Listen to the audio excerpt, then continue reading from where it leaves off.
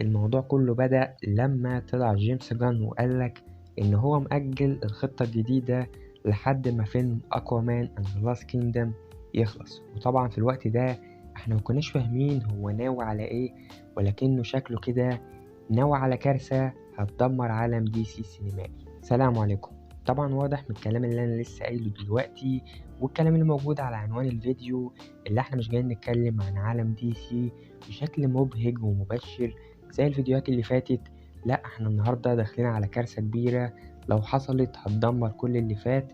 تخيل معايا، بعد ما فرحنا بعودة سوبرمان هنري كيفيل وباتمان بين أفليك وكلنا كنا مستنيين نعرف عن فيلم الجاستس ليج اللي جاي، يا ترى هيكون عامل ازاي، وهل يا ترى هيكمل الخطة الجديدة من بعد السنايدر كات ولا لا. كل ده يتشال وكل ده يتلغي ويحصل ريبورت للعالم السينمائي. فيا ترى ليه ده بيحصل، وليه أخبار دي سي رجعت تسد النفس مرة تانية؟ فده اللي هنتكلم عليه مع بعض النهاردة. بس ما تنساش قبل ما نبدأ الفيديو اللايك الجميل عشان ده فعلا بيساعد، وتأكد ان انت مشترك في القناة وفعل جرس التنبيهات عشان يوصلك كل جديدنا. وبس كده، معاكم محمد وليد، ويلا بينا نشوف مع بعض نهاية عالم دي سي.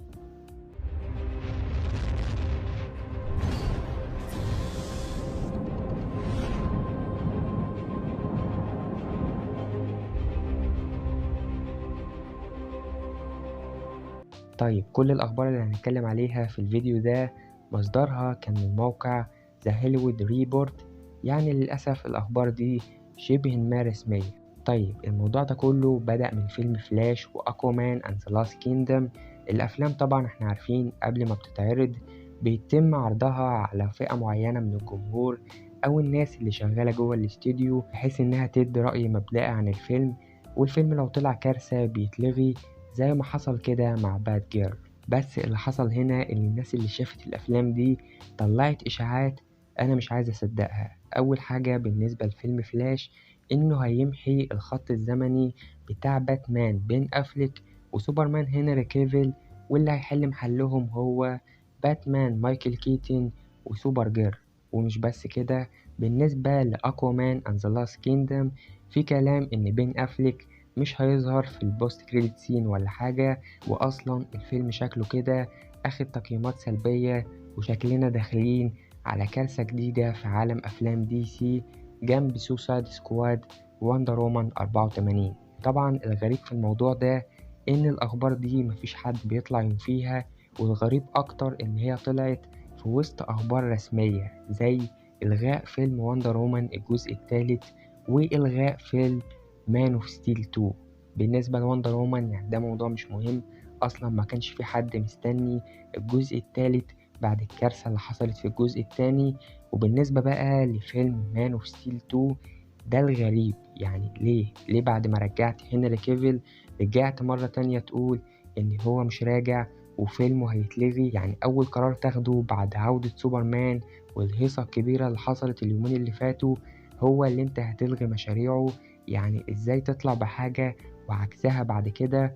انت كده بتخسر ثقة الجمهور في الخطة الجديدة، وكل الأعمال اللي جاية مش هتكون منتظرة بشكل كبير، ده لأنها مبنية على خراب العالم السينمائي. انت عايز تشيل سوبرمان وباتمان، أهم شخصيتين عندك.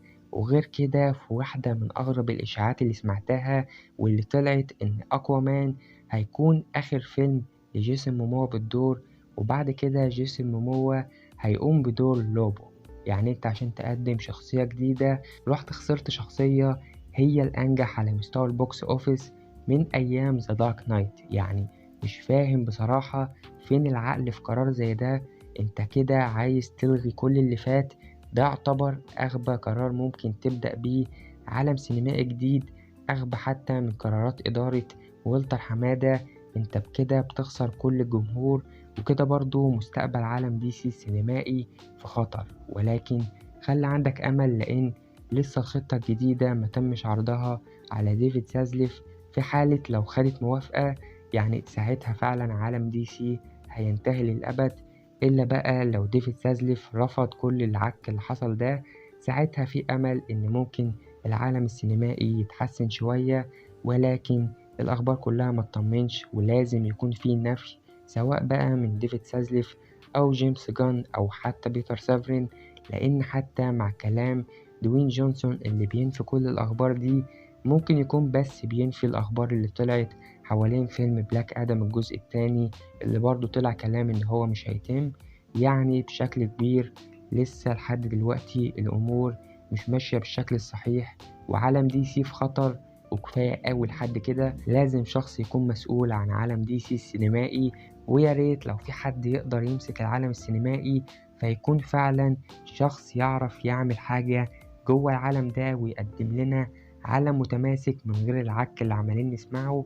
ويا ريت لو يكون الشخص ده هو زاك سنايدر، لأن ده الشخص الوحيد اللي أثبت كده فعلا، لأن جيمس جان شكله مش ناوي على خير.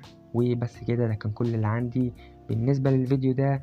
طبعا أنا عارف إن الأخبار كلها مأساوية وما تسرش أبدا، ولكن خلينا نستنى اللي جاي، وإن شاء الله يحصل نفي بأي شكل من الأشكال ونبدأ نسمع أخبار أحسن. بس لحد كده أنا خلصت، وكالعادة النهاية المعتادة لأي فيديو عندنا. لو عجبك الفيديو ده وحسيت إن أنت عايز تسمع فيديوهات أكتر، ياريت تنزل تشرفنا تحت في القناة وتشترك وتفعل جرس التنبيهات عشان يوصلك كل جديدنا. وما تنساش اللايك الجميل عشان ده فعلا بيساعد. كالعادة كان معكم محمد وليد، أشوفكم خير الله في الحلقات اللي جاية. سلام.